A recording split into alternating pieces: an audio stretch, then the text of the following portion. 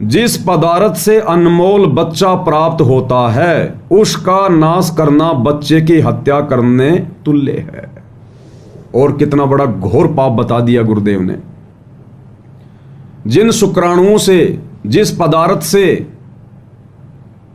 और एक बच्चा पैदा होता है, उस पदार्थ को व्यभिचार करके, दुराचार करके, अनावश्यक भोग विलास करके या मास्टरबेशन करके अगर हम शरीर से बाहर निकाल रहे हैं तो एक बच्चे की हत्या के बराबर हमें पाप लग रहा है।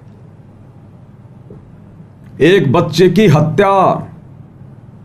वैसे तो गुरुदेव भगवान कहते हैं कि इस पदार्थ में न जाने कितने जीवाणु होते हैं, कितने जीवाणु।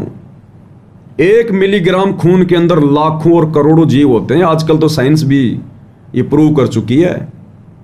और शुक्राणु, उसका तो नाम ही शुक्राणु है। उसमें तो करोड़ों की संख्या में, अरबों की संख्या में जीव डाल रखे हैं काल में।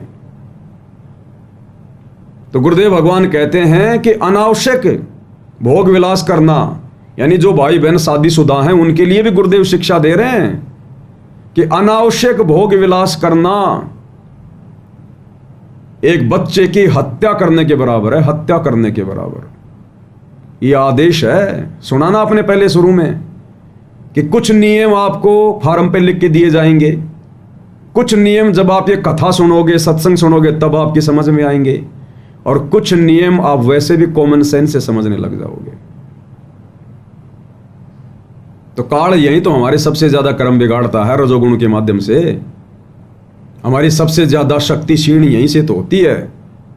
और गुरुदेव ने बता दिया, अनावश्यक भोग विलास, इस पदार्थ को अपने शरीर से बाहर निकालना एक बच्चे की हत्या तुल्य अपराध है।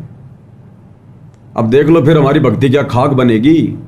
हम भक्ति कर रहे हैं सतलोक के लिए, भगवान तो हमें चींटी को भी मारने से मना करते हैं, और हम रोजाना अपने शुक्राणुओं का सत्यानाश कर रहे हैं और कितनी हत्याएं अपने सिर पर रख रहे हैं। ये विधान है भगवान का।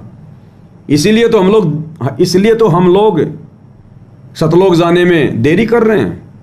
परमात्मा उम्र नहीं देखता कि बूढ़ा होगा तभी सतलोक ले जाऊंगा। जिस दिन भक्ति बन गई, परमेश्वर के विधान में हम फिट हो गए, सांचे में फिट हो गए, उसी दिन परमात्मा ले जाएगा सतलोक।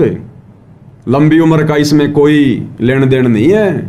परमात्मा कहते हैं जीवन तो थोड़ा ही वाला जय सत सुमरण होए, और ये 1,00,000 वर्ष का जीवन लेखद रहे न कोई। तुम कर दो पल में पार हो जा रजा थारी। इसलिए हम भाई बहन लेट हो रहे हैं।